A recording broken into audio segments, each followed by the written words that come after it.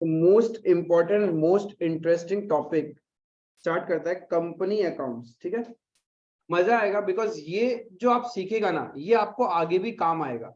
अभी तक आपने क्लास 11 के अंदर में सोल प्रोप्राइटरशिप बिजनेस का कैसे अकाउंटिंग होता है वो सीखा, देन 12th में आके थोड़ा बहुत पार्टनरशिप बिजनेस के बारे में सीखा।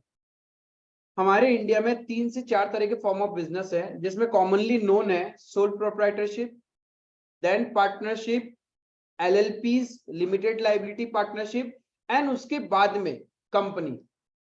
कोई भी एंटरप्रेन्योर या कोई भी बिजनेसमैन का सपना होता है कि मेरा एक कंपनी होना चाहिए। ठीक है, बहुत बड़ा लेवल का कंपनी होना चाहिए। कैसा कंपनी? रिलायंस, अडानी, टाटा, ऐसा बड़ा कंपनी हम लोग बना सके। ठीक है, तो आज हम लोग कंपनी तो क्रिएट करना नहीं सीखेगा, बट उस कंपनीज के अंदर में अकाउंटिंग कैसे होता है एक एस्पेक्ट्स कॉर्नर जो तुम लोग क्लास 12 के अंदर सीखेगा।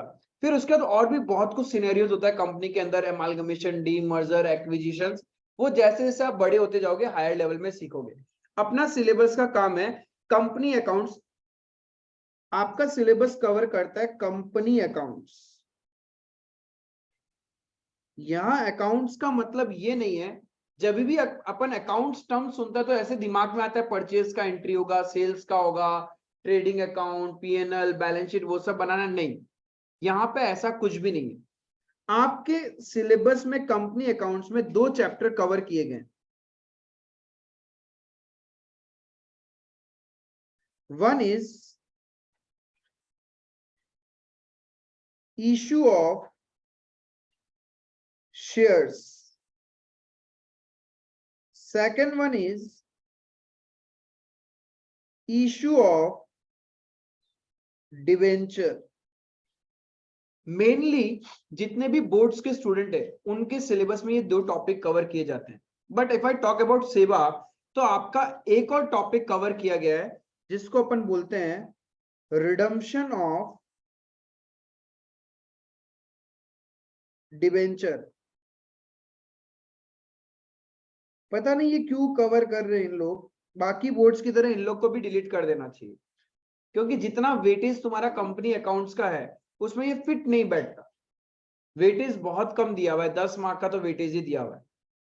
ठीक है, but if I talk about CBSE boards तो वहां पे 24 मार्क्स का वेटेज है सिर्फ ये 2 चैप्टर का, issue of shares and issue of debenture. तो कंपेरेटिवली आपका वेटेज बहुत कम है कंपनी अकाउंट्स का, बट वी विल ट्राई कि जितना प्रैक्टिकली स्ट्रांग हो सकता है, क्योंकि थ्योरी में मार्क्स कटने का डर है, बट यहां से प्रैक्टिकल क्वेश्चन 100% आएगा। जितना थ्योरी पार्ट अपन लिखेगा यदि उतना भी दिमाग में है तो मोर देन एनफ है, उससे ज्यादा ओवर एक्सेस थ्योरी नहीं पूछता। क्लियर है? तो फर्स्ट टॉपिक जो अपन कवर करेगा that will be issue of shares. ये अपन कवर करने वाला है, तो इसका हेडिंग देगा इश्यू ऑफ शेयर्स। ये अपना चैप्टर, इसको काफी टाइम लगेंगे, सेशन जाएंगे, लेकिन एकदम पीसफुली पेशेंस से करना। सीक्वेंस से लेक्चर्स को अटेंड करना, स्किप मत करना। जैसे नोट्स लिखा रहा हूं लिखना प्लस रिवीजन करके आना।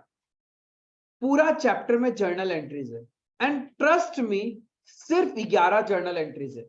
11 journal entries and the chapter is over. And जिस बच्चे को ये चैप्टर आता है उसके लिए तो दूध कम चाय ज्यादा, पानी ज्यादा, वो वाला बात है। इश्यू ऑफ डिवेंचर एकदम हलवा, मतलब कॉपी पेस्ट है। ये बड़ा भाई है तो ये छोटा भाई है अकाउंटिंग के पॉइंट ऑफ व्यू से। तो बड़े भाई को समझ लो, छोटे भाई का नेचर समझ में आ जाएगा कि कैसा होगा। एक माँ के ही तो 2 प्रोडक्ट है, बड़ा वाला ऐसा निकला तो छोटा वाला थोड़ा हद तक तो सिमिलर सा ही होगा। ठीक है, ये देखो बड़ा खुश हो रहे हैं। क्लियर है? तो इश्यू ऑफ डिबेंचर आपके लिए एकदम इजी होगा प्रोवाइडेड आपने शेयर्स को बहुत अच्छे से समझा है। अकाउंटिंग है, सिर्फ जर्नल एंट्रीज है। हाँ, एक बैलेंस शीट का प्रेजेंटेशन भी अपन सीखेगा, वो थोड़ा सा ये छोटा सा पार्ट है, वो मैं आपको सिखाऊंगा एकदम इस चैप्टर को खत्म करने के बाद। नॉर्मली क्या किया जाता है, जब चैप्टर शुरू होता है तब उन लोग बैलेंस शीट का फॉर्मेट सिखा देता है, आपको प्रेजेंटेशन सिखा देता है। अरे वो उस पंखा उससे हवा से हिल रहा है। और अपन का लाइफ बहुत लंबा है, कुछ नहीं होगा अपन को। अपन अभी क्यों मरेगा? अपन नहीं मरेगा, भगवान का ऊपर वैकेंसी नहीं है। हाँ, और वही अपन पापी लोगों का जरूरत है इंडिया में अभी धरती पे, तो वो नॉन लिविंग थिंग है, वो नॉन लिविंग थिंग है। हाँ, कौन, कुछ नहीं होगा अपन को। तुम सोच नेगेटिव। ठीक है, तो इश्यू ऑफ शेयर्स। अब यहाँ पे देखो, बिफोर अंडरस्टैंडिंग जर्नल एंट्रीज रहेगा एंड आई वाज देयर कि मैं तुम लोग को बैलेंस शीट का पोर्शन सिखाऊंगा।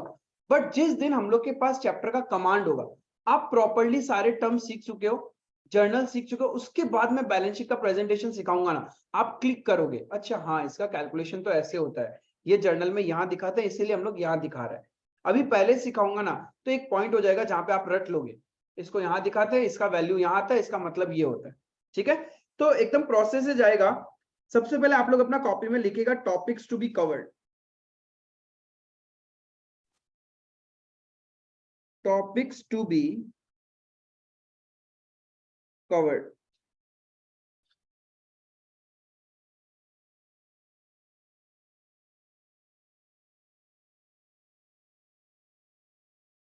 एक समझना है meaning of company, meaning of company.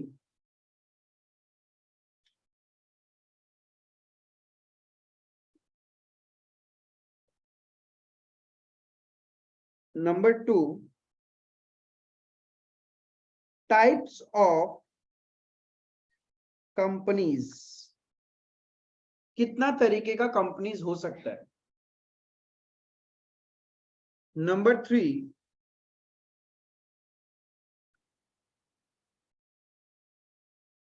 Distinguish between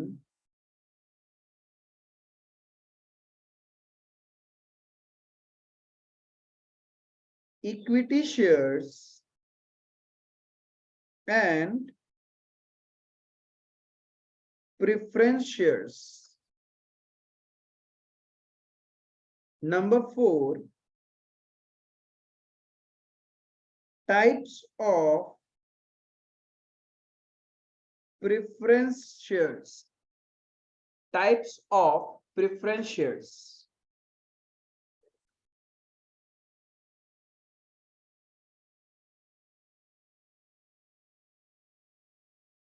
Number 5,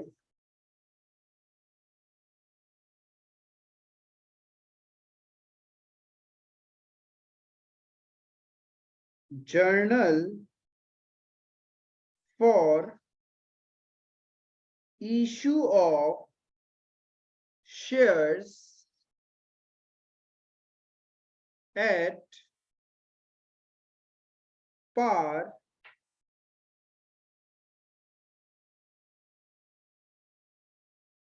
and premium. Issue of shares at par and premium. Number 6, concept of oversubscription.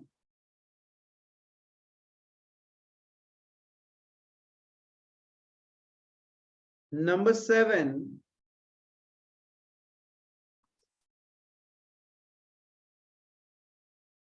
pro rata allotment,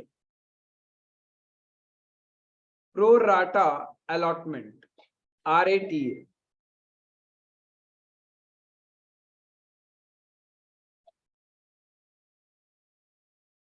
Number 8, forfeiture of shares issued at par. Forfeiture of shares issued at par. FORFEITURE. Forfeiture.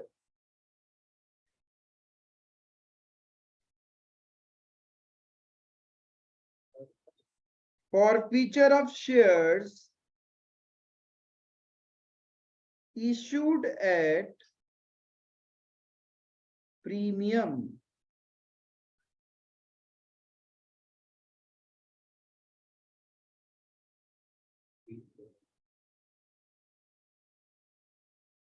reissue of forfeited shares.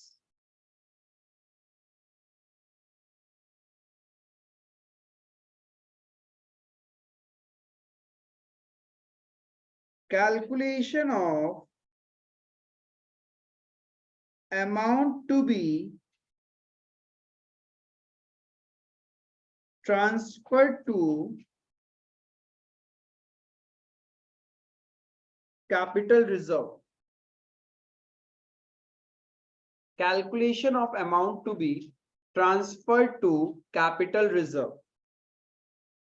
Number 12, presentation of share capital in the balance sheet as per Schedule 3.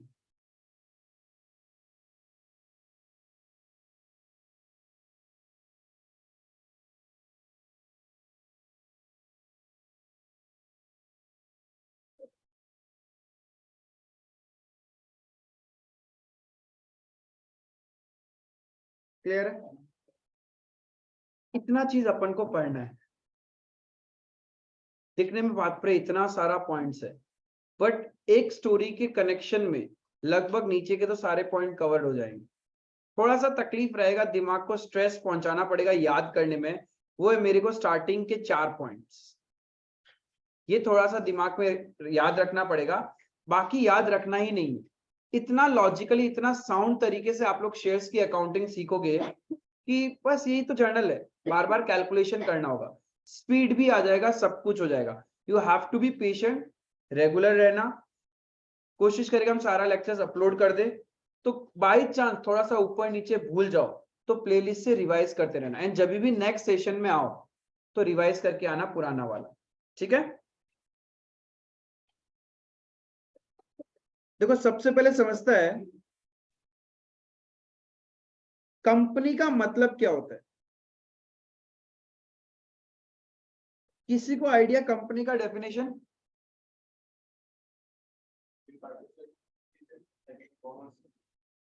Yes, almost वैसा ही, but मैंने BST में रटा हुआ है क्या? BST में company is an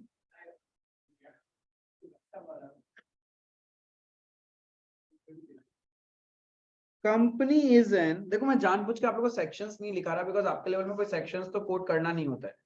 if गलती से कोई डेफिनेशन ऑफ कंपनी पूछ लिया तो आपको पता होना चाहिए that company is an artificial person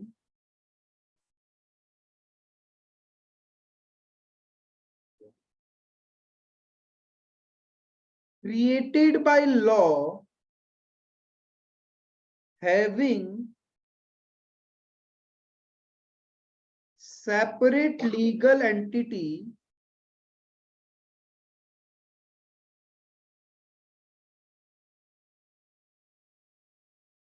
company is an artificial person created by law having separate legal entity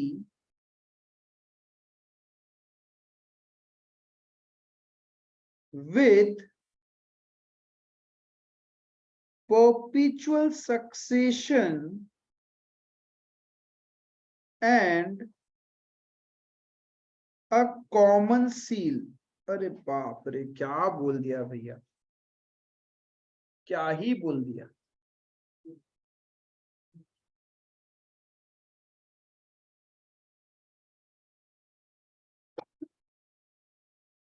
common seal, इस डेफिनेशन को यदि मैं ब्रेक कर दूं ना तो इससे आपका फीचर्स या कैरेक्टरिस्टिक्स ऑफ कंपनी बन जाता है। इस डेफिनेशन को 4 या 5 पॉइंट में तोड़ दूं तो आपके फीचर्स या कैरेक्टरिस्टिक्स बन जाएंगे। यदि कोई भी आपसे कभी पूछ ले व्हाट आर द फीचर्स और characteristics of a company,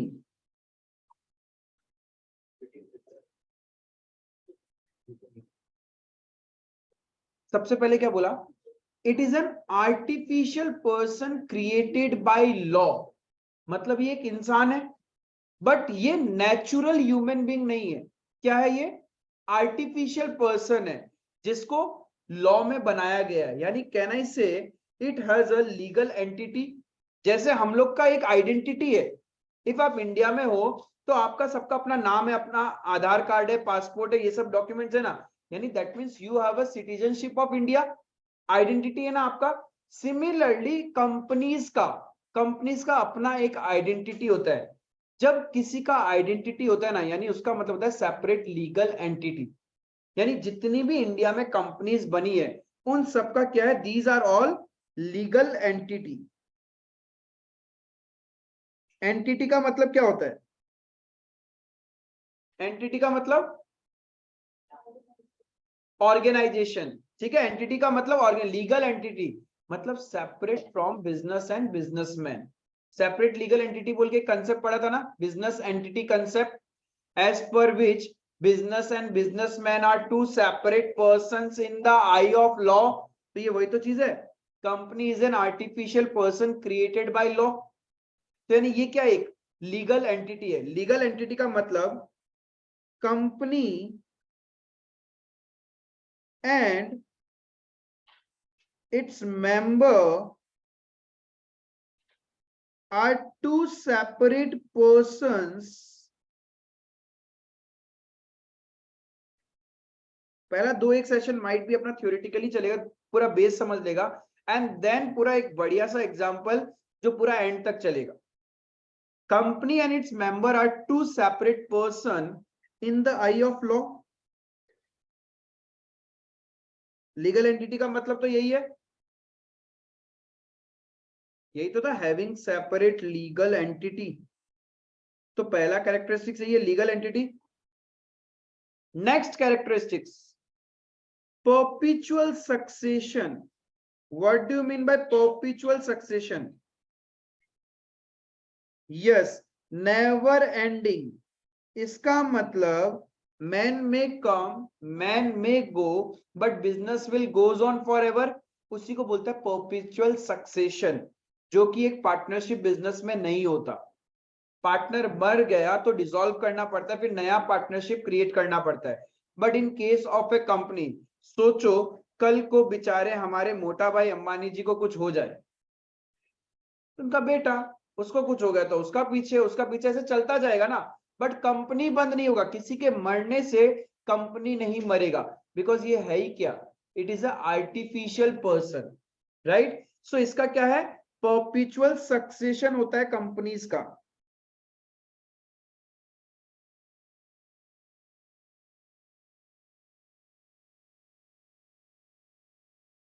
perpetual succession का मतलब it means affairs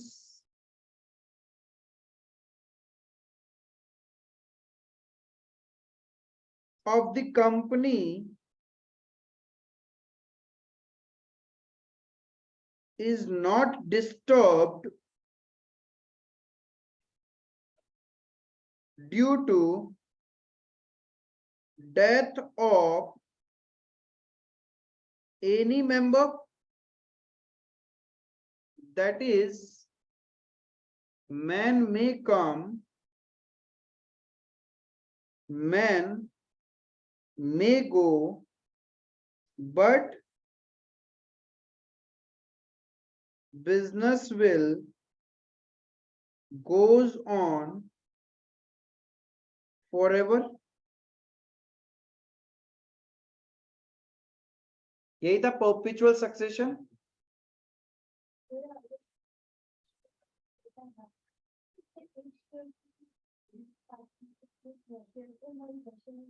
तो उसके पीछे जो है उसको मिलेगा,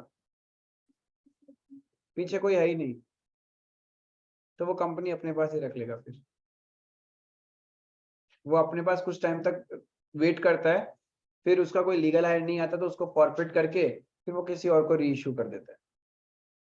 जैसे मोबाइल सिम कार्ड होता है ना, आप नंबर बंद करवाता है, कुछ टाइम तक तो वेट किया जाता है, आप वापस से रीएक्टिवेट करवाएगा क्या वो नंबर, नहीं करवाता है तो क्या करता है कंपनीज, वही नंबर किसी और को अलॉट कर देता है। सिमिलरली शेयर्स के केस में भी वैसा ही है, कुछ टाइम तक कंपनीज वेट करेगी, उसके बाद में यदि उसका कोई भी आगे पीछे कोई है ही नहीं तो वो शेयर्स कंपनी किसी और को ट्रांसफर कर देगी। ठीक है, आएगा सब कुछ धीरे धीरे आएगा। एंड द लास्ट टर्म हमने क्या लिखा, कॉमन सील। कॉमन सील का मतलब क्या होता है, कंपनी का अपना खुद का एक सील है, आइडेंटिटी है, मतलब कंपनी अपने नाम से कॉन्ट्रैक्ट्स कर सकता है। जैसे हम लोग के पास भगवान हाथ दिया है तो हम लोग साइन कर सकता है, पढ़ा लिखा है तो, नहीं तो अंगूठा तो मार ही सकता है। तो जहां पे अपन ने अंगूठा मार दिया वो कॉन्ट्रैक्ट हो गया ना, यानी हम लोग एक लीगल एज होने के बाद कॉन्ट्रैक्ट कर सकता है।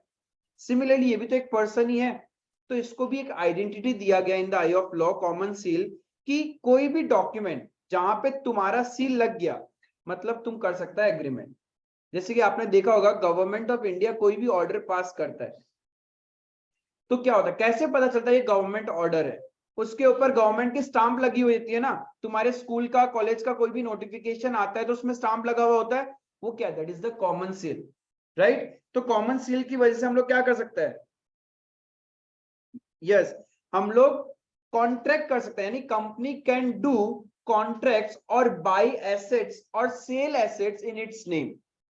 बट पार्टनरशिप में तो ऐसा नहीं था, बिकॉज पार्टनरशिप का कोई सेपरेट लीगल एंटिटी है ही नहीं, उसका कोई कॉमन सील नहीं है। इसकी वजह से सब कुछ हम लोग को किसके नाम पे करना पड़ रहा था, पार्टनर्स के नाम पे। क्लियर है, तो कॉमन सील में क्या लिखेंगे, since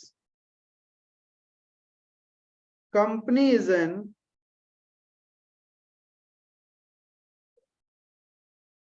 artificial person, it can make contracts in its name, that is can buy or sell asset or can sue or be sued, मतलब किसी पे केस कर भी सकता है और उसके पे केस हो भी सकता है कंपनी के ऊपर।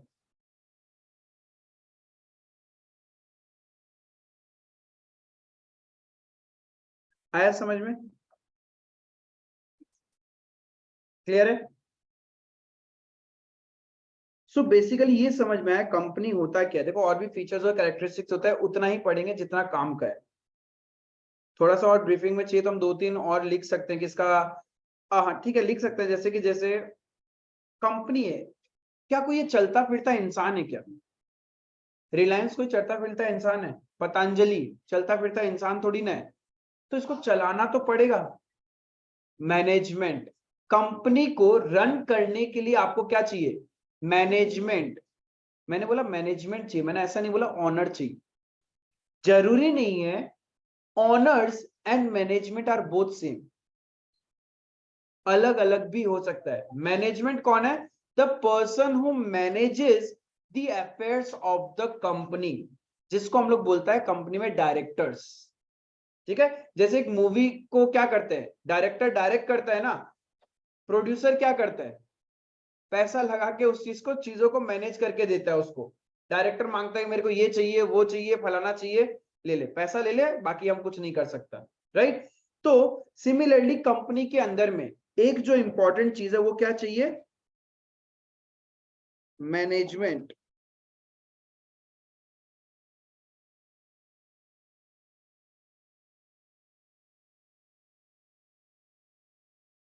क्योंकि भाई इंसान थोड़ी ना है, तुम्हारा जैसा होता या मेरे जैसा होता तो अपने आप ही मैनेज कर लेता, भूख लगती तो खाना खा लेता, प्यास लगती तो पानी पी लेता, नहा लेता, सब कुछ कर लेता।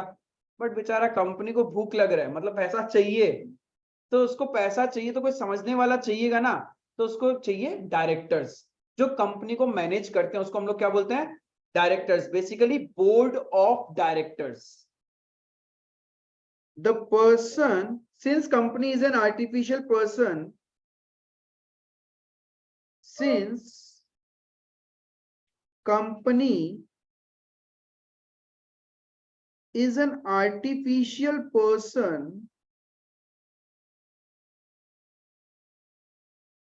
it requires natural person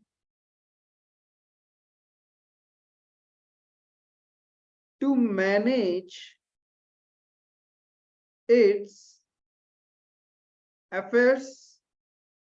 ये ध्यान रखना, ये वो वाला अफेयर नहीं है जो तुम लोग इधर उधर करता है। अफेयर्स मतलब काम धंधा, ठीक है। Natural person to manage his affairs, such persons are known as board of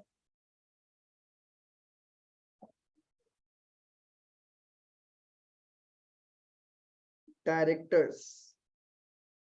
इनको अपन बोलते हैं बोर्ड ऑफ डायरेक्टर्स। क्लियर है? अब कंपनी तो बना लिया, राइट। कंपनी एक आर्टिफिशियल पर्सन है, सपोज हमने क्या किया, बना लिया। तो कंपनी जब एक आर्टिफिशियल पर्सन है, आपने ऐसा एक कंपनी बड़ा सा बिल्डिंग बना लिया, ठीक है। इसको क्या करना पड़ता है, रजिस्टर्ड करवाना पड़ता है, तब जाके ये एक आर्टिफिशियल पर्सन बनेगा। चलो हमने रजिस्ट्रेशन भी करवा लिया। रजिस्ट्रेशन अलग अलग एक्ट में होता है, ठीक है। अब ये जो रजिस्ट्रेशन है, ये जो मेरा कंपनी, ये जो बिल्डिंग है, ये एक आर्टिफिशियल पर्सन कब बनेगा, जब मैं इसको रजिस्टर्ड कराऊंगा।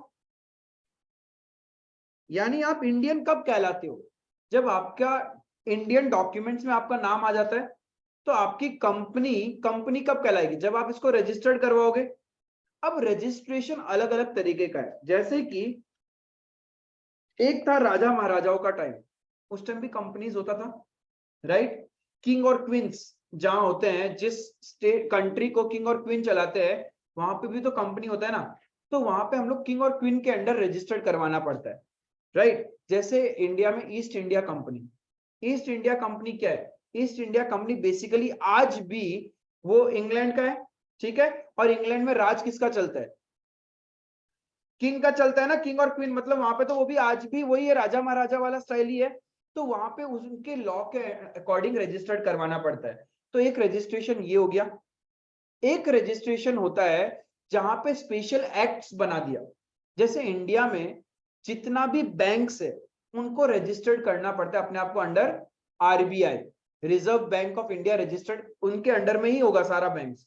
ऐसे कोई नहीं बोल सकता ना हम आरबीआई को नहीं फॉलो करेगा, हम अपना ही नोट छापेगा, अपना ही लोन देगा, अपना ही लोगों से पैसा लेगा, ऐसा कोई नहीं कर सकता इंडिया में, राइट। तो उनको रजिस्टर्ड करना है तो किसके अंडर करना पड़ेगा, आरबीआई एक्ट। एलआईसी का जितना भी बिजनेस है इंडिया में, उसके लिए life insurance corporation of India, उसके लिए एक अलग से एक्ट है। फायर इंश्योरेंस के लिए एक एक्ट बनाया गया, IRDA. LIC basically insurance business है, तो इंश्योरेंस रेगुलेटरी डेवलपमेंट अथॉरिटी, ये एक बोर्ड है, इसके अंडर ही आपको रजिस्टर्ड करवाना पड़ेगा इफ आपको इंश्योरेंस बिजनेस इंडिया में सेटअप करना है तो, यानी इंश्योरेंस का धंधा करना है, इंश्योरेंस से रिलेटेड आपको कंपनी बनाना है तो वहां एक स्पेशल एक्ट हो गया। फिर होता है नॉर्मल बिजनेस, जैसे रिलायंस, अडानी, टाटा, मारुति, जितना भी आप नाम देखते हो, हिंदुस्तान यूनिलीवर, ये सारा क्या है, ये नॉर्मल कंपनीज है, इनको रजिस्टर करना होता है एक्ट के अंदर। वो एक कॉमन एक्ट है जिसको हम लोग बोलते हैं कंपनीज एक्ट 2013। क्लियर है? तो बेसिकली ये तीन सेगमेंट है जहां पे कंपनीज को बांटा गया है। लिखना, रजिस्ट्रेशन ऑफ कंपनीज, एकदम स्टेप बाय स्टेप, कैसे कंपनी क्या होता है, कंपनी का रजिस्ट्रेशन कैसे करना है, कितना तरीके का कंपनी है। फिर जाएंगे हम लोग मेन टॉपिक्स के अंदर कि शेयर्स वगैरह क्या होता है, कैसे कंपनी इश्यू करेगा, पैसा कैसे रेज करेगा, वो सारा कहानी तब आएगा। उधर में ना एक पॉइंट लिखना, ऐड करना मैं भूल गया। Issue of shares for consideration other than cash।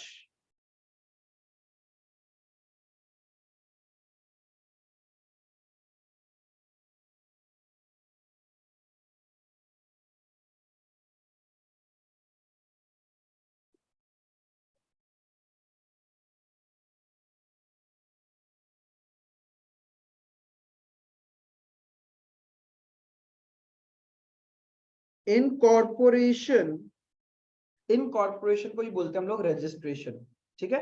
Incorporation को अपन क्या बोलते हैं? Registration of companies.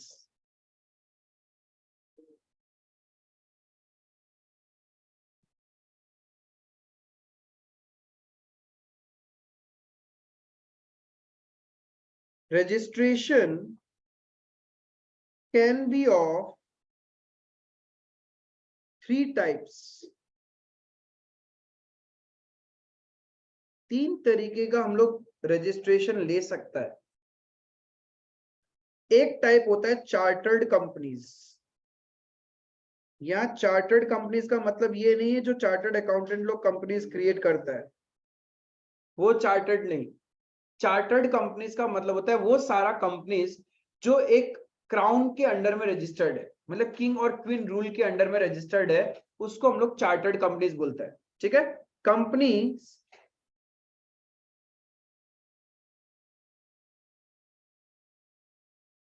which is created under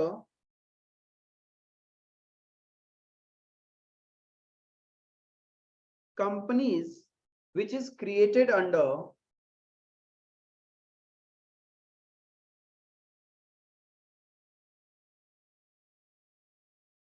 Royal Charter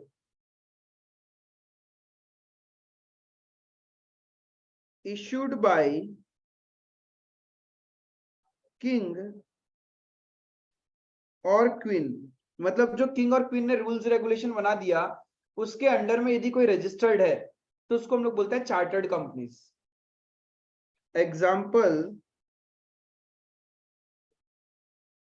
east India company. हम इंडियंस कम से कम ये तो इजीली याद कर सकते हैं, इन्हीं के अंडर में थे हम बरसों, इन्हीं के अंडर अपन बड़े हुए हैं।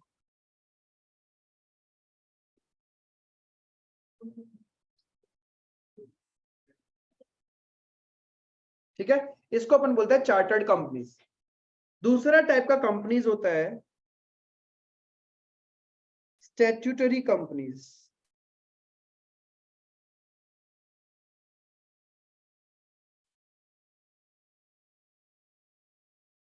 Statutory companies.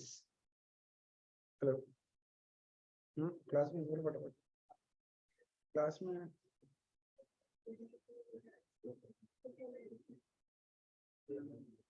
ठीक नहीं।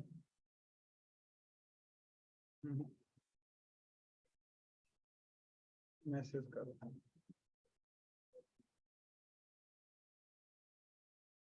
ठीक है। स्टैट्यूटरी कंपनीज, स्टैट्यूटरी कंपनीज वो होता है जो एक स्पेशल एक्ट के अंडर रजिस्टर्ड है, जैसे मैंने बोला IRDA, RBI।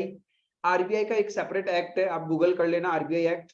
IRDA मतलब जहां पे इंश्योरेंस कंपनीज अपने आप को रजिस्टर्ड करवाता है, ठीक है। फिर है इलेक्ट्रिफिकेशन कॉर्पोरेशन ऑफ इंडिया, कोई भी इलेक्ट्रिसिटी कंपनी है तो उसके लिए एक अलग से एक्ट बना हुआ है, तो उसको वहीं पे अपने आप को रजिस्टर्ड करवाना पड़ेगा। उन सब कंपनीज को अपन बोलता है स्टैट्यूटरी कंपनीज। स्टैट्यूटरी का मतलब होता है एक्ट, एक एक्ट, एक बॉडी जिसके अंडर रजिस्टर्ड हो रहा है। क्लियर है? तो स्टैट्यूटरी कंपनीज का मतलब है कंपनीज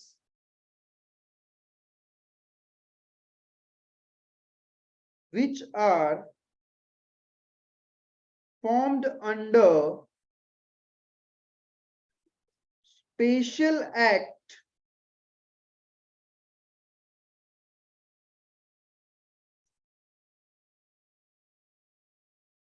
passed by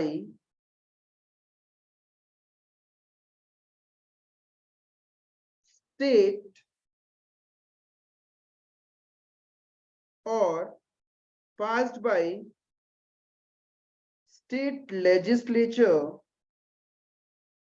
मतलब स्टेट का कानून, और पार्लियामेंट।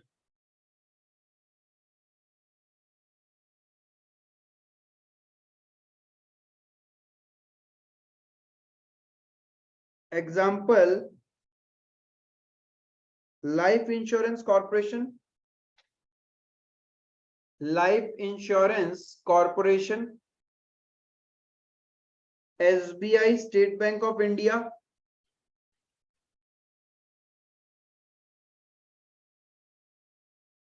ठीक है, एक्सेट्रा। हाँ, गुजरात, वो ऐसे किया अरे क्लियर है।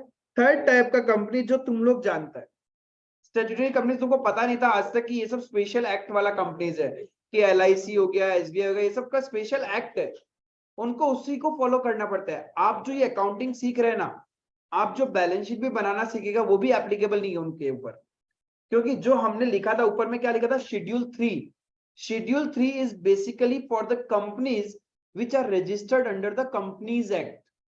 कोई भी इंडिया में स्पेशल एक्ट के अंदर कंपनी रजिस्टर्ड हुआ है ना, उसके ऊपर शेड्यूल 3 फॉलो ही नहीं होता है। उनके लिए अलग से प्रिस्क्राइब्ड फॉर्मेट है। जितना भी बैंक्स है, उन बैंक्स का फाइनेंशियल स्टेटमेंट्स बनाने का अलग ही फॉर्मेट है, और वो स्टैटिक है, आपको वैसे ही फॉलो करना पड़ेगा। बैंकिंग कंपनीज हो गया, NBFCs हो गया, एकदम शेड्यूल है, प्रिस्क्राइब्ड है। जैसे जैसे आप हायर लेवल का स्टडी करोगे 12th के बाद में, तो आपको आपके सिलेबस में मिलता जाएगा, ठीक है, जो जैसा लेवल का पढ़ाई कर रहा है, डिपेंड्स उसका वो सिलेबस कवर कर रहा है क्या। But if I talk about the companies, आप CA करोगे तो बहुत कुछ मिलेगा, सारा कंपनीज के बारे में पता चल जाएगा, कौन कैसे क्या होता है। Next, registered companies.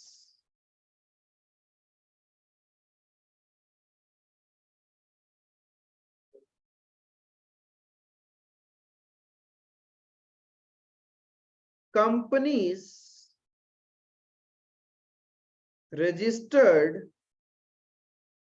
under the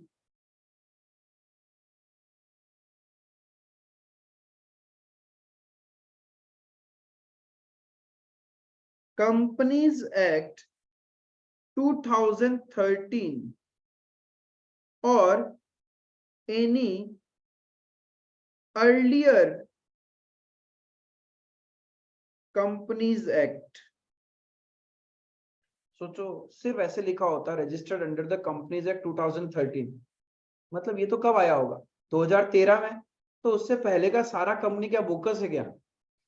bogus तो नहीं होगा ना, वो भी तो कहीं ना कहीं रजिस्टर्ड था। उस टाइम चलता था कंपनीज एक्ट 1956, कंपनीज एक्ट 1956 चलता था, वो सारा उसमें रजिस्टर्ड था। But with the change in era and time, modification का जरूरत था, नया रूल्स का जरूरत था, रेगुलेशंस का जरूरत था, इसलिए नया एक्ट आया, वो हो गया कंपनीज एक्ट 2013। ठीक है, नहीं वो फिर वो चार्टर्ड क्राउन वो सब उसके अंडर में था। उससे पहले तो राजा महाराजाओं का ज्यादा था ना। हाँ, ईस्ट इंडिया कंपनी था, और ईस्ट इंडिया कंपनी तो क्राउन के अंडर में ही था। हाँ नहीं, बाहर का तो आइडिया नहीं। बाहर का एक्ट होगा उनका अपना, नहीं हर कंट्री में चार्टर्ड रूल नहीं चलता था। डेमोक्रेटिक कहीं ना कहीं तो होगा ना, डेमोक्रेसी। यूएसए में भी तो कहाँ कोई चार्टर्ड रूल चला होगा, यूएसए में तो डेमोक्रेसी है, ठीक है, तो वहां का अपना रूल्स और एक्ट होगा। बट इंडिया के पॉइंट ऑफ व्यू से रजिस्टर्ड कंपनी मान के चलो, मैक्सिमम जितना भी कंपनीज है सारा रजिस्टर्ड कंपनीज है। इंडिया के अंदर ये पहला वाला कंपनी तो होता ही नहीं है, ये तो है ही नहीं, ठीक है। दूसरा वाला है, जितना भी बैंक्स, LIC, इलेक्ट्रिसिटी बोर्ड वाला कंपनीज है, वो सारा स्टैट्यूटरी कंपनीज है। और उसके बाद जितना कंपनीज का नाम आप जानते हो या सुनते हो, या जितने ब्रांड्स आप पहनते हो, वो सारे कंपनी है। या फिर शार्क टैंक में जितने आपने देखा है वहां पे डिस्प्ले, वो सब कंपनीज था, और वो सब रजिस्टर्ड कंपनीज है अंडर द कंपनीज एक्ट 2013। ठीक है, अब वो डिफरेंट डिफरेंट तरीके का। शार्क टैंक का जो कंपनी था, छोटू सा कंपनी है। कुछ कंपनी होता है उससे बड़ा कंपनी, छोटा कंपनी मतलब स्मॉल कंपनी, ठीक है। फिर कुछ होता है बिग, बड़ा हाथी, जैसे अडानी, रिलायंस। उन लोग में क्या पता है, उन लोग में पब्लिक का पैसा लगा हुआ है, यानी उन लोग लिस्टेड कंपनीज है। क्या आप में से किसी ने सुना है share market? Share market, share market में क्या होता है, कंपनीज का नाम लिस्ट होता है, जिससे तुम लोग उनके शेयर्स पे ट्रेड कर सकते हो, बाय या सेल कर सकते हो बेसिकली। इंडिया में सारा कंपनी लिस्टेड नहीं है, सारा कंपनी लिस्टेड नहीं है। जैसे कि Swiggy is a company but it is a unlisted company या नॉन लिस्टेड कंपनी, वो उस लिस्ट में नहीं आ रहा। लेकिन Zomato is a listed company, Reliance is a listed company. नहीं, हर गवर्नमेंट कंपनी लिस्टेड हो ये भी जरूरी नहीं है। प्राइवेट कंपनीज ही लिस्टेड होता है। दो तरह का कंपनी होता है, जैसे गवर्नमेंट कंपनी इसने बोला, एक प्राइवेट कंपनीज होता है। गवर्नमेंट कंपनी का मतलब जहां पे गवर्नमेंट का स्टेक है या कंट्रोल है, राइट। प्राइवेट कंपनी जिसमें गवर्नमेंट का कोई कंट्रोल नहीं है। ये दोनों कंपनी अपने आप को शेयर मार्केट में लिस्ट करवा सकता है, ठीक है। इसमें से कुछ कंपनीज लिस्टेड है और कुछ कंपनी लिस्टेड नहीं है। तो रजिस्टर्ड कंपनीज के अंडर में 3 कैटेगरीज है। इट इज फर्दर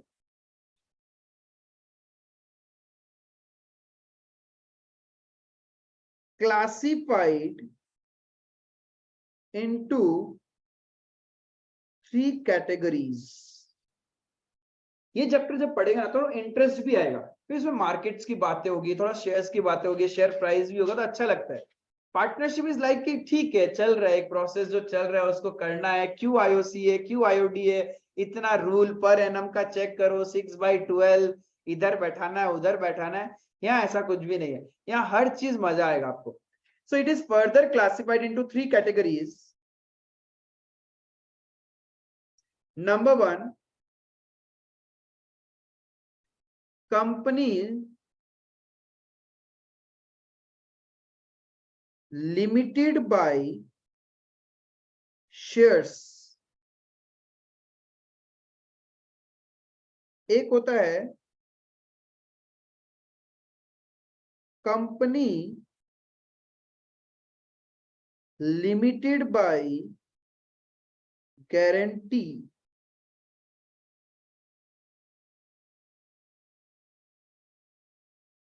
और एक होता है अनलिमिटेड कंपनी या फिर अनलिमिटेड कंपनीज।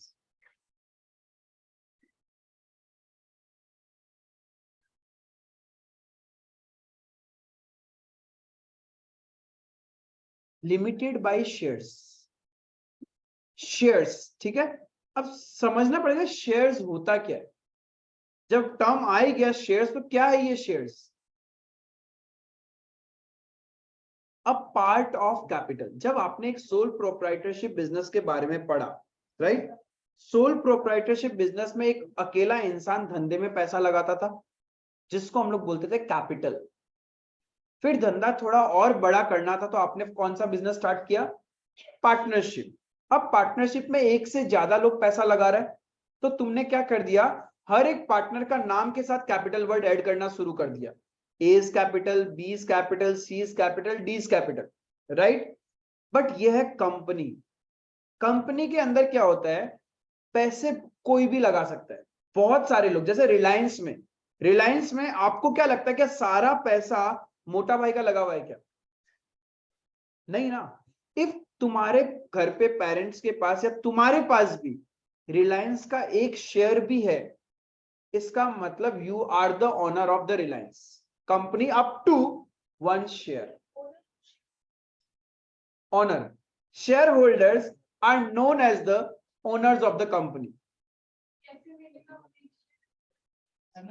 बताएगा, खरीदना पड़ेगा, ठीक है। अब सुनो, शेयर्स क्या होता है? शेयर एस तो समझ लेगा, ये इंग्लिश है थोड़ा सा। शेयर्स लिखा ना, एस लिखा, एस का मतलब क्या होता है? प्लूरल हो गया एक तरह से। शेयर का मतलब क्या? हिस्सा। जब तुम एक ऑर्गेनाइजेशन का छोटे छोटे टुकड़े कर दो, तो वो हो गया शेयर, राइट। जैसे तुम्हारे पास में एक पिज्जा है, खाने वाले 10 दोस्त है, 5 ही स्लाइस है, तुम क्या करेगा? और उसको काटना पड़ेगा ना, यानी तुम उसको क्या कर रहे हैं, बांट रहा है एंड देन शेयर दे रहा है।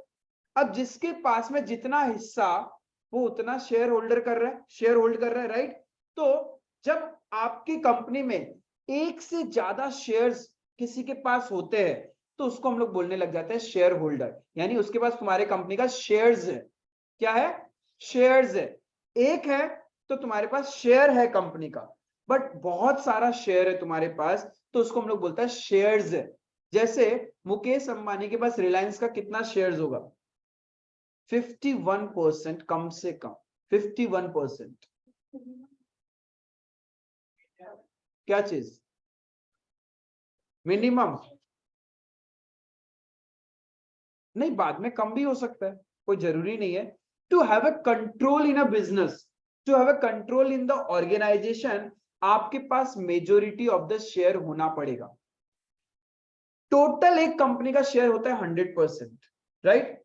अब उसमें से जितना मैक्सिमम परसेंट आपके पास में है, उतना ज्यादा पावर आपका उस कंपनी में, राइट? लेकिन जैसे कि सपोज तुमने क्या किया, कल को रिलायंस के मैक्सिमम शेयर तुमने खरीद लिए, तो you will be the owner of the Reliance, मतलब मेजोरिटी ओनर। वहां पे तुम अपना राज चलाएगा, कंट्रोल करेगा, रूल्स एंड रेगुलेशन तुम्हारे चलेंगे। लेकिन तुम्हारे पास थोड़े से शेयर्स है, तो उतने हद तक का ही तुम्हारा पावर है, उससे ज्यादा तुम्हारे पास पावर नहीं है। दिस इज द शेयर्स, ठीक है? तो जितना भी कंपनीज नॉर्मली इंडिया में है, वो सारा लिमिटेड बाय शेयर्स है। यानी जितना तुम्हारा हिस्सा है, तुम उतना ही तो पैसा चुकाएगा।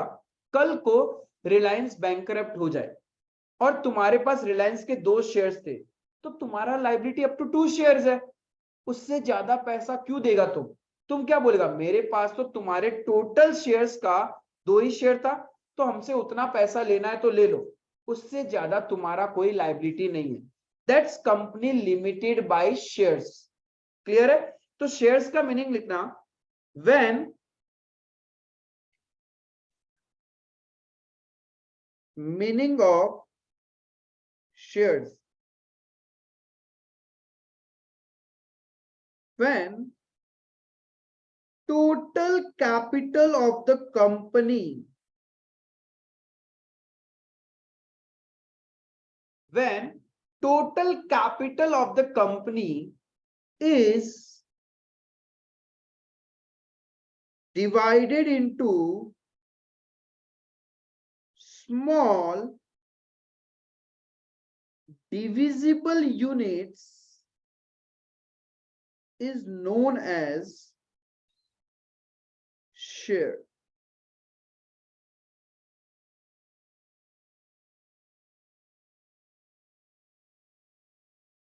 Shares can be of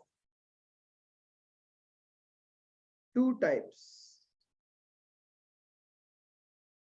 Number 1, equity shares. Number 2, preference shares.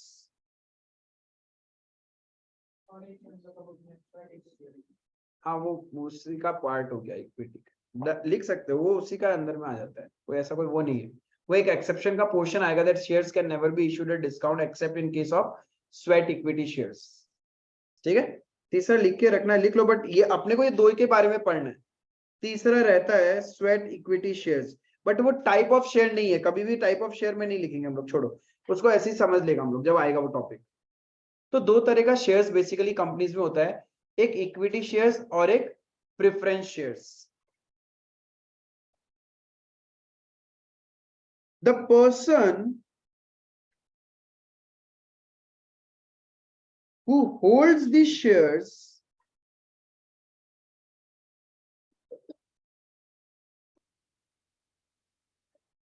are known as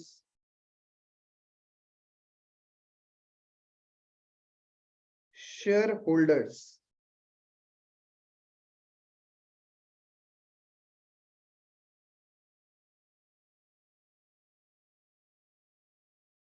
Hence,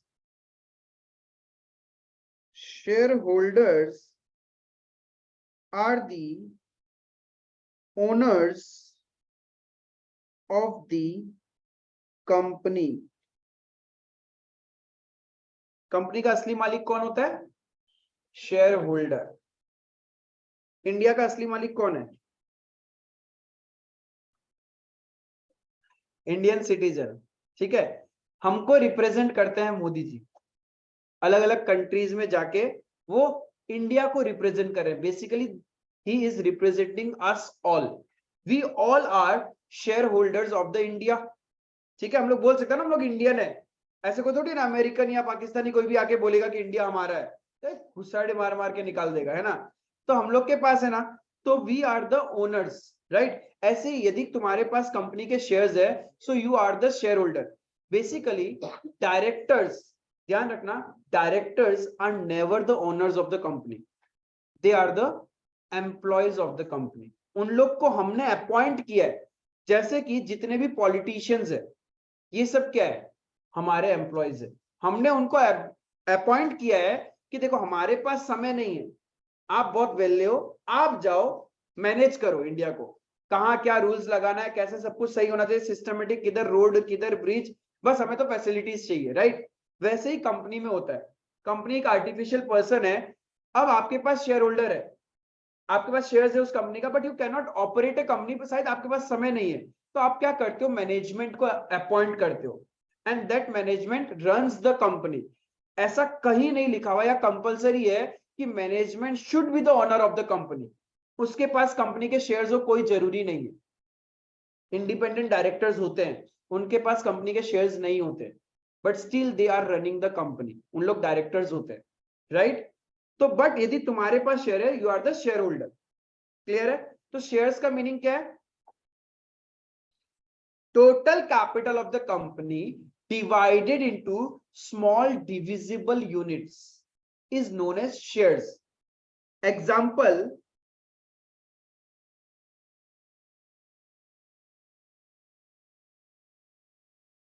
total capital of ABC company is rupees 10 lakh.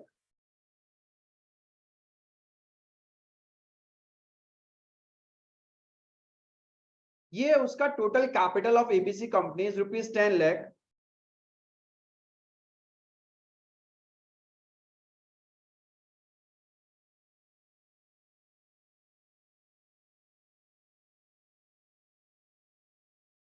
Rupees 10 lakh divided into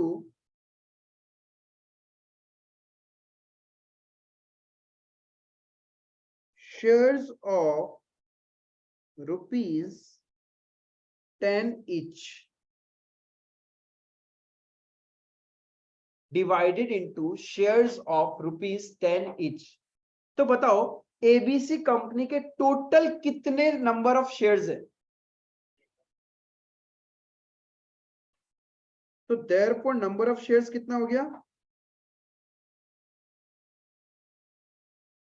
total capital divided by divisible units.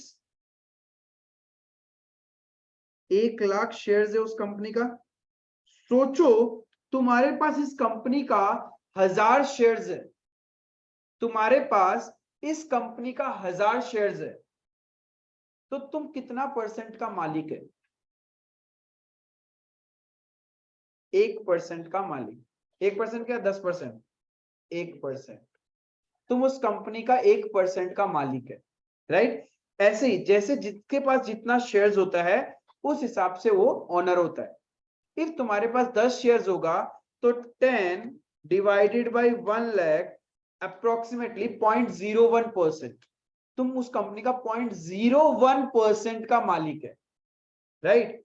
तो company ये shares जितने होंगे उसके हिसाब से तुम खरीद लो, it depends कि तुम्हारे पास कितना पैसा है, राइट। यही तो चलता है शेयर मार्केट में। तो ये समझ में आया कि शेयर्स का मीनिंग क्या है। 2 नए टर्म्स आपको मिले हैं, एक इक्विटी शेयर्स और एक प्रेफरेंस शेयर्स। और एक चीज मिला था आपने गौर नहीं किया, ये जो वैल्यू है 10 रुपए, राइट, इसको हम लोग बोलता है face value of share. Face value of the share, face value का मतलब उसके चेहरे का value, basically the base price of the document. Shares कुछ नहीं होता, एक पेज होता है, पेपर होता है बॉन्ड की तरह, बस एक डॉक्यूमेंट है। और आजकल तो वो भी नहीं है, क्योंकि डीमेटेरियलाइज्ड फॉर्म हो चुका है, टेक्नोलॉजी इतना एडवांस हो चुका है, फिजिकल शेयर्स होते ही नहीं अब सारे के सारे इलेक्ट्रॉनिक शेयर्स है। ऑनलाइन ही इश्यू होते हैं, ऑनलाइन ही सब कुछ काम हो जाता है। पहले तो पुराने लोगों के पास में कंपनीज का फिजिकल शेयर्स होता था, और जिस बंदे के पास फिजिकल शेयर्स हो मतलब भयंकर करोड़पति।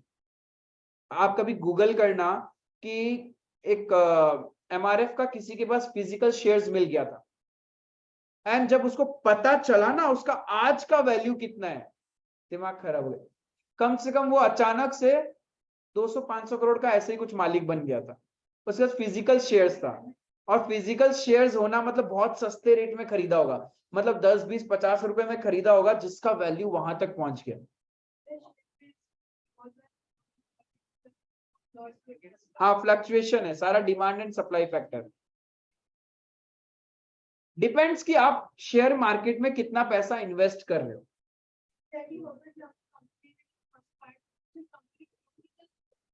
पहला बात है, शेयर मार्केट में कंपनी का कोई इन्वॉल्वमेंट ही नहीं है। Suppose I am a company, मैंने अपने शेयर्स इश्यू किया पब्लिक के लिए, list I should be a listed company. पहला बात तो ये कि मेरा शेयर मार्केट में लिस्टिंग होना चाहिए। मैंने शेयर्स इश्यू किया, मैंने तो दे दिया, जिसको देना था पब्लिक को देना था, जिसको देना था बेच दिया अपना शेयर और कुछ अपने पास रख लिया। अब सपोज तमन्ना के पास में मेरे कंपनी में के कुछ एक्स शेयर्स है। अब ये मेरा कंपनी अच्छा परफॉर्म कर रहा है, मैं अपना बिजनेस कर रहा हूं, कंपनी को कोई लेना देना नहीं है मार्केट में क्या चल रहा है उसके शेयर्स के साथ में। कंपनी का बस एक ही विजन होता है कि मेरे को एवरी टाइम ग्रो करना है। अब मार्केट में तमन्ना के पास एक जन आता है कि मेरे को बेचेगा क्या ये शेयर। तमन्ना बोलता है बोल कितने में खरीदेगा, बोलता 50 रुपए दे देगा। फिर एक जन आता है वो बोलता है हम 70 दे देगा। एक जन आता है हम बोलते हैं 100 दे देगा। एक जन आता है बोलता है हम 200 दे देगा। फिर आता है 500। ये क्या हो रहा है, प्राइस बढ़ रहा है शेयर्स का, डिमांड एंड सप्लाई फैक्टर। ठीक है, और भी बहुत सारे फैक्टर होते हैं but lemon demand and supply, इस तरीके से शेयर्स के प्राइस बढ़ते हैं। ठीक है, तो तमन्ना को तो क्या हो रहा है, तमन्ना ने 50 रुपए का शेयर 1000 रुपए में बेच दिया। तमन्ना को पर शेयर का प्रॉफिट कितना हुआ, 950 रुपीज। इसने घर पे प्रॉफिट डाल दिया। अब जिसने 1000 रुपए में खरीदा, अचानक क्या हुआ, कंपनी थोड़ा सा खराब परफॉर्म करने लगी, अच्छे से कोविड वोविड आ गया, अच्छे से परफॉर्म नहीं कर पा रही थी, सारी चीजें बंद हो रही थी। तो क्या हुआ, कंपनी के रिजल्ट्स डाउन होने लगे, थोड़ा सा लॉसेस आने लग गया या प्रॉफिट कम होने लग गया। तो लोगों को लगा नहीं यार इस कंपनी में दम नहीं है। अब लोग सेल करने लगे, बेच रहे, अब बायर तो खड़ा नहीं है। अब जिसके पास 1000 रुपए का शेयर है वो बेचना चाहता है, लेकिन बायर तो खड़े नहीं है। कोई बोलता है हम 40 में खरीदेगा, कोई बोलता है हम 50 में खरीदेगा, कोई बोल मतलब ऐसे बोल रहा है, कोई बोल रहा है 700 में खरीदेगा, कोई बोल रहा है ना ना ना अब तो 700 भी नहीं देगा, हम आपको तुमको 600 रुपए ही देगा। मतलब वैल्यू गिर रहा है। लास्ट में उसको एक बायर मिल गया 500 रुपए में, बोलता है निकलो यहां से। हाँ, बहुत कुछ है, इन्वेस्टर हो ना क्या हो तुम, उस पर डिपेंड करता है। हाँ, वो तो इन्वेस्टर का माइंडसेट है, अलग अलग टाइप के लोग शेयर मार्केट में घुसते हैं। कुछ होता है फास्ट अर्निंग करना है, फटाफट कमाना है, रातों रात करोड़पति बनना है। कुछ होता है जो अपना स्मॉल सेविंग्स धीरे धीरे धीरे धीरे इन्वेस्ट करके अच्छा पोर्टफोलियो क्रिएट करता है। तो उन लोग पेशेंस रखते हैं। पेशेंस रखने के लिए यदि आपके घर पे 10,000 रुपए है, इसका मतलब नहीं है कि आप 10,000 शेयर मार्केट में डाल दो, उसमें से 5,000 ही डालो, 5,000 अपना नॉर्मल लिविंग के लिए रखो। राइट, अब वो बंदे को 5,000 से कोई टेंशन ही नहीं है, जो हो पड़ा रहने दो। बट उसके पीछे भी बहुत सारा रिसर्च है, बहुत सारा स्टडी है कि किस कंपनी में कब इन्वेस्ट करना है, किस पॉइंट में आपको एंट्री लेना है, किस पॉइंट में आपको एग्जिट करना चाहिए। ये कंपनी दिखने में तो बहुत महल जैसी है, क्या पता अंदर खंडर हो, कुछ भी हो सकता है। ये जो अंदर खंडर है, यही तो अपना काम है, रीड करना। हम लोग कॉमर्स के बच्चों का काम क्या होता है, कंपनी के अंदर की चीजों को रीड करना, कंपनी के बाहरी दिखावे में नहीं जाना है कि बहुत बड़े सा सुंदर सा लेवाइस सा ऑफिस है, बढ़िया सा कंपनी है, बिल्डिंग है, स्टाफ को अच्छा सैलरी मिलता है, ना बाबा ना। कंपनी के अंदर घुस के देखो कितना पानी में है कंपनी, राइट, तब जाके अपना काम बनेगा। क्लियर, बाकी आएगा धीरे धीरे। और बाकी शेयर मार्केट में यदि आप लोग को आगे जाना है, फाइनेंस फील्ड में करियर बनाना है, तो बहुत सारे फील्ड एक्सपोजर्स है। आप आफ्टर 12 उसको ट्राई कर सकते हैं प्रोफेशनली। कोई भी चीज में घुसो, आधे अधूरे नॉलेज के साथ मत घुसो, परफेक्ट नॉलेज लो एंड देन उसके अंदर घुसो, तब बड़ा मजा आएगा। अब because small knowledge is very injurious. क्या हुआ, कि तुम कहीं से यूट्यूब से बॉम्ब बनाना सीख लिया। अभी प्रॉपर सीखा ही नहीं और कोई दिन तुम्हारा हाथ में ही फट गया, लग गए ना। बूम। मतलब फटाखा छोड़ना भी तो एक कला है ना। बहुत लोग अपना मुंह के पास में फोड़ लेता है, फिर सिखाता है ऐड में ऐसे नहीं ऐसे करके छोड़ना चाहिए ये सब। तो नॉलेज के साथ घुसो, बड़ा मजा आएगा, क्योंकि फाइनेंस मजाक नहीं है। सब बोलते हैं कॉमर्स बहुत इजी है, मैं तो बोलता हूँ नहीं है। कॉमर्स को अच्छे से सीखा ना, पानी निकल जाता है, कितने कुछ है इसके अंदर में। अब कंपनी के अंदर घुसना और उसकी रिसर्च करना मजाक नहीं है। लग जाती है लोगों की, रात रात निकल जाती है कितने महीनों तक। जब तुम अच्छे से कुछ मूवीज देखना, जैसे बाजार मूवी है सैफ अली खान का, एक एक कंपनी पे इतना रिसर्च किया जाता है, 2-2 3-3 6-6 महीने का, साल साल का स्टडीज होता है कभी कभी। तो फिर जाके ट्रिगर पॉइंट, जैसे अभी हिडनबर्ग का न्यूज सुना था तुम लोगों ने, अडानी के ऊपर जिसने कमेंट किया था कि अडानी फ्रॉड है, उसके पास सारे कॉन्ट्रैक्ट, जिसका कंपनी का शेयर बहुत ओवर वैल्यूड है। पढ़ा करो भाई, बुकिश ज्ञान के अलावा बाहर क्या चल रहा है दुनिया में नॉलेज होना चाहिए, तभी आप ओवरऑल ग्रो करोगे, वरना कभी ग्रो नहीं करोगे। किताबी ज्ञान से कुछ नहीं होना। तो हिडनबर्ग एक ऐसा कंपनी है जो एक फॉरेन का है, वो सिर्फ रिसर्च करता है कंपनीज पे, ठीक है, रिसर्च करता है। और रिसर्च करके वो क्या होता है, जो थोड़ा सा अंदरूनी तौर पर जिसमें खुफिया राज छुपे होते हैं ना, वो वैसा स्टेटमेंट निकालते हैं कि ना ये कंपनी तो ओवर वैल्यूड है, इसमें बहुत सारा फ्रॉड है, स्कैम है, ये है वो है, ठीक है। एंड उसके बाद वो शॉर्ट सेलिंग स्टार्ट करता है। नहीं समझ में आएगा अभी शॉर्ट सेलिंग क्या होता है। बेसिकली वो उस कंपनी के शेयर्स को बेचना चालू करता है। बेच रहा है मतलब शेयर्स की वैल्यू को गिरा रहा है, और उसमें वो करोड़ों प्रॉफिट निकालता है, ठीक है। तो वो जो ये रिसर्च करता है ना, उस रिसर्च में बहुत समय लगता है उसको, साल साल 2-2 साल 3-3 साल, बहुत बड़ी बड़ी टीम्स, एजुकेटेड पर्सन उस कंपनी के हर चीज से सर्च कर रहे हैं। बिकॉज एक बड़े बिजनेसमैन की एक कंपनी नहीं होती, उसके बहुत सारे थ्रेड्स है। उन सारे थ्रेड्स को पकड़ना पड़ेगा कि ये पैसा आ कहां से रहा है, जा कहां से रहा है, कॉन्ट्रैक्ट्स मिल रहा है तो कैसे मिल रहा है, तब जाके होता है। तो commerce is a fantasy world. पता नहीं बोलते साइंस इंजीनियर्स ये सब है, लेकिन भाई कॉमर्स के बिना तो कुछ भी नहीं है। पैसा असली मैनेज तो हम लोग ही करेगा ना, तुम कितना भी कमा लो, ठीक है। ठीक है, इंजीनियर्स के बिना दुनिया नहीं है, टेक्नोलॉजी वो लेके आते हैं, लेकिन टेक्नोलॉजी बनाने में हेल्प हम लोग ही करते हैं। नॉलेज, क्योंकि उनको जो फंडिंग चाहिए, सबसे बड़ी चीज चाहिए पैसा, कोई भी चीज करने के लिए, उसकी भाषा तो हम लोग को ही आती है। तो बड़ा मजा करेंगे। समझ में आया आप लोग को शेयर्स क्या होता है।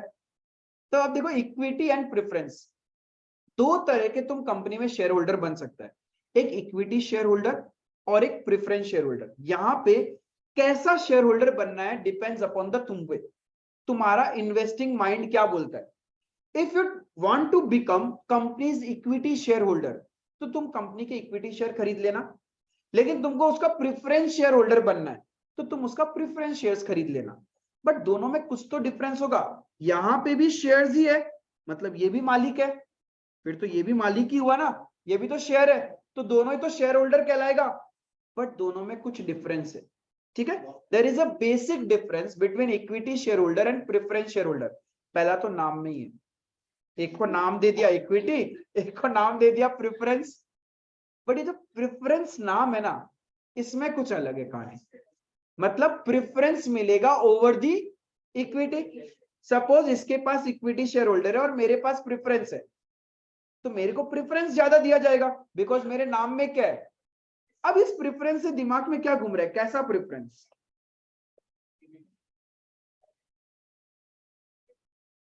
प्रॉफिट, कंपनी जब प्रॉफिट कमाता है, प्रॉफिट कमा के क्या करेगा, बांटेगा उसको। किसको बांटेगा, शेयर होल्डर्स को। कंपनी खुद कहां रखेगा, company is an artificial person. तो तुम है ही कौन, तुम्हारा आइडेंटिटी कहां से आया, तुम्हारा आइडेंटिटी तुम्हारे मालिक से है। तुम्हारा आइडेंटिटी उस मालिक से है, तो तुम्हारे जो मालिक है उन्हीं का तो हक है उस पैसे पे। कंपनी एक आर्टिफिशियल पर्सन है, नॉन लिविंग थिंग है, उसमें हमने 10,000 अर्न किया, तो उस 10,000 पे हक किसका है, उस कंपनी के मालिक का। मालिक कौन है, शेयर होल्डर। जैसे आप पार्टनरशिप बिजनेस में क्या करते हैं, जो भी प्रॉफिट अपन कमाता है पार्टनर्स को बांट देता है ना, वैसे ही कंपनी में जो प्रॉफिट होता है वो हम शेयर होल्डर्स में डिस्ट्रीब्यूट करते हैं। जब आप कंपनी के प्रॉफिट्स को शेयर होल्डर्स में डिस्ट्रीब्यूट करते हो, इसको बोला जाता है डिविडेंड। काम आएगा जब फिर से तुम लोग आगे चैप्टर्स पढ़ोगे। डिविडेंड, डिविडेंड क्या होता है? Part of profit distributed to the share holders. A part of profit distributed to the share holder is known as dividend. ठीक है, लिख के रखना, लिख के रखो। हर वो छोटा छोटा चीज, समय लगेगा कंपनी अकाउंट्स में, कोई दिक्कत नहीं, लेकिन इतना क्रिस्टल क्लियर समझ लो कि हम किसी के साथ भी डिबेट कर सकते हैं, कोई भी कॉम्पिटिटिव एग्जाम में आंख बंद करके बैठ सकते हैं। ठीक है,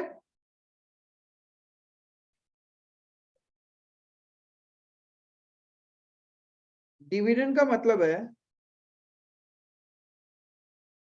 part of profit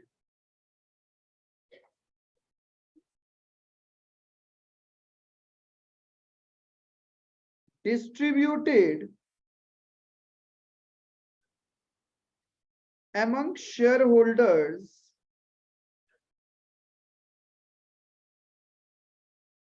is known as dividend। अब इसके आगे का टर्म में मैं नहीं जाऊंगा कि इंटरिम डिविडेंड और फाइनल डिविडेंड वगैरह, वो जब अपन रेशियो एनालिसिस पढ़ेंगे तो वहां पे मिलेगा, वहां टच करूंगा। कैश फ्लो स्टेटमेंट में वहां पे मिलेगा, वहां टच करेंगे कि डिविडेंड भी दो तरह का है, एक इंटरिम डिविडेंड और एक फाइनल डिविडेंड। ठीक है, वो अपन आगे टच करेगा, बट ये ध्यान से समझना डिविडेंड क्या होता है। जब कंपनी अपना प्रॉफिट बांटता है शेयर होल्डर को, उस प्रॉफिट को हम लोग बोलता है डिविडेंड। ठीक है, तो यानी ये जब डिविडेंड बांटेगी कंपनी, तो पहले किसको मिलेगा? प्रेफरेंस शेयर होल्डर को। नाम ही क्या है? प्रेफरेंस। तो पहला तो यहां फायदा हो रहा है। ठीक है, दूसरा, जब कंपनी बंद होती है यानी वाइंडिंग अप, समय आ चुका है सबको अलविदा कहने का, वाइंडिंग अप, लिक्विडेशन, कंपनी खत्म, खल्लास, अब नहीं है, जान नहीं है कंपनी के अंदर, तो बंद करना पड़ेगा, शटर डाउन। तब जब ये शटर डाउन करते हैं तो सबसे पहले क्या काम होता है? एक लाइन लग जाती है शटर के बाहर पैसे मांगने वालों की, पैसे मांगने वालों की, जिसको हम लोग बोलते हैं हायरार्की ऑफ पेमेंट। हाँ, वो पैसे मांगने वाले लोग खड़े हो जाते हैं, जैसे वो क्या था, चिटफंड, लक्ष्मी चिटफंड, उसके बाहर सब खड़े हो जाते हैं ना, लक्ष्मी चिटफंड धोखा देके गायब, अब उसके बाहर खड़े हैं पैसे लेने वाले लोग। अब उसमें धक्का मुक्की लग जाता है, पहले हमको मिलेगा, पहले हमको मिलेगा, पहले हमको, पहले हमको। तो लॉ ने क्या किया, धक्का मुक्की का झंझट ही खत्म कर दिया। उन्होंने एक हायरार्की सेट कर दिया, जिसमें बोला मालिक का नंबर सबसे बाद में आएगा। बिकॉज कंपनी आज बंद होने का रीजन है तो वो तुम्हारी वजह से ये कंपनी बंद हो रही है, because you are the owner of the company. बेचारे आउटसाइडर का क्या फॉल्ट इसमें? यदि तुम्हारा कोई क्रेडिटर है, तुम्हारा कोई बैंक से लोन ले रखा है, उनका क्या फॉल्ट है? उनको पहले पैसा मिलना चाहिए, तो पहले हम लोग क्या करता है, कंपनी के बाहर वालों को पैसा चुका देता है, फिर जो पैसा बचता है वो मिलता है मालिक लोगों को। अब उसमें भी कौन से मालिक को पहले मिलेगा? प्रेफरेंस शेयर होल्डर को। तो बस ये दो मेजर चीज है जहां पे प्रेफरेंस दिया जाता है। पहला कब? प्रॉफिट जब डिस्ट्रीब्यूट करती है कंपनी, तो पहले प्रेफरेंस शेयर होल्डर को मिलेगा और बाद में इक्विटी को। और जब बंद होने वाला होता है, जब कंपनी बंद होता है, तब जब रीपेमेंट करेगी तो पहले किसको रीपेमेंट करेगी? प्रेफरेंस शेयर होल्डर को और बाद में इक्विटी शेयर होल्डर को। बस यही प्रेफरेंस है, यही प्रेफरेंस मिलता है, बाकी नाम ही है इनका, और कोई चीज में प्रेफरेंस नहीं है। तो भैया फिर तो प्रेफरेंस में इन्वेस्ट करना ठीक रहेगा, हमको लग रहा है ऐसा। डिविडेंड भी पहले मिलेगा और कंपनी बंद होगा तभी भी इक्विटी से तो पहले कम से कम पैसा मिलेगा। बात तो सही बोला, लेकिन प्रॉब्लम है, higher the risk higher the reward. सुना है ये? जितना बड़ा खेलोगे उतना बड़ा पाओगे। ठीक है, प्रेफरेंस शेयर होल्डर को जो डिविडेंड मिलता है ना, वो फिक्स रेट से मिलता है, फिक्स रेट से डिविडेंड मिलता है। जैसे कि सपोज तुमने कंपनी का 10% प्रेफरेंस शेयर्स में इन्वेस्ट किया, तो ये जो 10% है ना, that is the dividend rate. और तुमने कंपनी में 100 रुपए इन्वेस्ट किए, कौन सा प्रेफरेंस शेयर्स में इन्वेस्ट किया? 10% प्रेफरेंस शेयर्स। कितना रुपए इन्वेस्ट किया? 100 रुपए। तो साल के एंड में इफ तुमको प्रॉफिट भी मिलेगा ना, तो कितना मिलेगा? 100 रुपए का 10%, 10 रुपए, इससे ज्यादा कभी भी नहीं मिलेगा। फिक्स रेट है डिविडेंड का, no high risk no high reward. यहाँ पे तो लिमिटेड रिस्क था, ठीक है, यानी rate of dividend is fix in case of preference shares. लेकिन इक्विटी शेयर्स कोई रेट ही नहीं होता। अपन असली खिलाड़ी है, 100 रुपए लगा के 1000 रुपए भी मिल सकता है, 10,000 भी मिल सकता है, 10 लाख भी मिल सकता है, राइट। डूब भी सकता है, जीरो भी हो सकता है। वो तो जीरो तो प्रेफरेंस शेयर्स का भी हो सकता है, मालिक सभी डूबेंगे, कोई बात नहीं है। लेकिन यहाँ क्या है, रेट ऑफ डिविडेंड फिक्स नहीं है। कंपनी जितना परसेंट चाहे उतना परसेंट डिविडेंड दे सकती है, 100%, 200%, 500%, 1000%, कंपनी का मर्जी, राइट। एक पॉइंट समझ में आया। 3 डिस्टिंग्विश आपने पढ़ा इक्विटी और प्रेफरेंस में। पहला क्या था, प्रॉफिट्स मिलेगा पहले, यानी dividend is given first to preference share holder and then next point, at the time of winding up preference shareholder are paid first as compared to equity shareholders। तीसरा, fix rate of dividend है preference shares का, whereas कोई rate है ही नहीं equity shares का, कुछ भी हो सकता है, कुछ भी हो सकता है, मतलब हाई रिस्क हाई रिवार्ड। तो वोट करने का राइट भी इक्विटी शेयर्स को दिया है कंपनीज एक्ट में। बोलता है सालो तुम फिक्स कमाने के लिए घुसे हो कंपनी में, तुमको वोटिंग भी करना है ना, नहीं देंगे। इक्विटी शेयर वालों को वोटिंग राइट्स होता है कंपनी में, वेयरएज प्रेफरेंस शेयर होल्डर वालों को वोटिंग राइट्स नहीं है।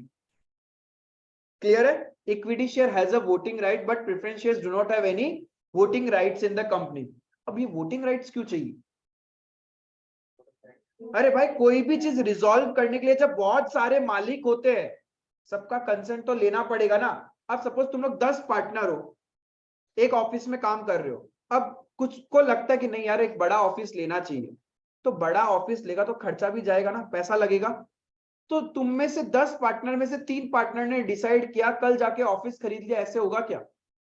कंसेंट लेना पड़ेगा ना, वोट करवाना पड़ेगा, कौन फेवर में है कौन नहीं है, ऑफिस लेना चाहिए या नहीं लेना चाहिए। सिमिलरली कंपनी के अंदर में, कंपनी में कोई भी चीज काम करना होता है, बड़ा काम करना होता है, तो उनको शेयर होल्डर का राइट लेना पड़ता है, वोट लेना पड़ता है। बिकॉज कंपनी चलाने वाला कौन है? एम्प्लॉय है, डायरेक्टर्स आर द एम्प्लॉय। उनको किससे पावर लेना पड़ेगा? मालिक से। और मालिक कौन है? Share holders. तो उनको उनसे वोटिंग करवाना पड़ता है। So that is the voting power. If कभी आप शेयर मार्केट में इन्वेस्ट करोगे, आपके पास शेयर्स होगा ना, तो कंपनी का जब भी बड़ा बड़ा मीटिंग्स होता है ना, हर एक शेयर होल्डर के पास मेल आता है कि कंपनी इस डेट में इस जगह इसका ये मीटिंग है, उस मीटिंग में हम लोग ये डिस्कस करेगा, आप लोग आके अपना वोट कास्ट करना। बट एक छोटा छोटा इन्वेस्टर जाता नहीं है, उसका वैल्यू ही क्या है। बट जो बड़े बड़े लेवल के इन्वेस्टर्स होते हैं, जिनके पास कंपनी का 2% है, 5% है, 10% है, उन लोग तो जाते हैं ना, राइट। तो that is the voting right. वो सिर्फ इक्विटी को मिलता है, प्रेफरेंस को नहीं मिलता। Even equity share holder participate in the affairs of the company. मतलब डे टू डे जो धंधा करना है, काम करना है, उसमें मैनेज करना है, उसमें इक्विटी शेयर होल्डर्स ही होता है। प्रेफरेंस शेयर होल्डर पार्टिसिपेट नहीं करता into the matters of the company या अफेयर्स ऑफ द कंपनी। समझ में है basic distinguish? I hope clear है what is equity shares and what is preference shares. Shares का मीनिंग क्लियर है? Shares क्या होता है? Total capital of the company is small divisible units, उसको हम लोग शेयर्स बोलते हैं। कंपनी का मतलब क्या है? Is an artificial person created by having separate legal entity with perpetual succession common seal. Perpetual succession का मतलब चलता रहेगा, मैन में कम मैन में गो, बट बिजनेस चलता रहेगा। सेपरेट लीगल एंटिटी का मतलब बिजनेस और बिजनेसमैन दोनों अलग अलग है, सेपरेट है, राइट। कॉमन सील का मतलब आइडेंटिटी, कंपनी अपने नाम से कॉन्ट्रैक्ट कर सकता है, कंपनी खुद भी केस कर सकता है और उसके ऊपर केस हो भी सकता है। क्लियर है? देन कितना तरीके का कंपनी हो सकता है? 3 तरीके का। एक पुराना जमाना, दैट इज चार्टर्ड कंपनीज, यानी किंग और किंग क्वीन के अंडर में है, example East India company. Then दूसरा स्टैट्यूटरी कंपनीज, जिसको हम लोग बोलते हैं जो स्पेशल एक्ट के अंडर रजिस्टर्ड है, वो मेरा हो गया statutory companies. Example SBI, LIC, ये सब क्या है तुम्हारा? स्टैट्यूटरी कंपनीज है। And then third one is registered companies बोले तो जो रजिस्टर्ड है अंडर द कंपनीज एक्ट 2013, ठीक है। इंडिया में लगभग जितना भी कंपनीज है वो सारा रजिस्टर्ड अंडर द एक्ट 2013 या फिर उससे पहले वाला एक्ट में है। क्लियर है। लिमिटेड बाय शेयर्स का मतलब कि जितना शेयर्स उसके पास है कंपनी के लिए उसका उतना ही लायबिलिटी है, right. Company limited by guarantee का मतलब जितना गारंटी दे रखा है at the time of winding up उसको उतना लेके आना पड़ेगा। एंड अनलिमिटेड कंपनी मतलब अनलिमिटेड लायबिलिटी है। कल को कंपनी वाइंडिंग अप हुआ तो तुमको अपना पर्सनल एसेट बेच के भी कंपनी में पैसा लेके आना पड़ेगा। एक तरह से ये पार्टनरशिप टाइप का नहीं लग रहा है? तो ये ज्यादातर कोई बनाता ही नहीं अनलिमिटेड कंपनीज, ठीक है। लिमिटेड बाय गारंटी भी बहुत कम कंपनीज है इंडिया में, सारा का सारा क्या है, लिमिटेड बाय शेयर्स है, ठीक है। अब इसके अंडर आगे क्या प्राइवेट कंपनी होता है, क्या पब्लिक है, listed company, non listed, small company, वो सारा अपन नेक्स्ट सेशन में डिस्कस करेंगे, ठीक है। That's all for today, thank you.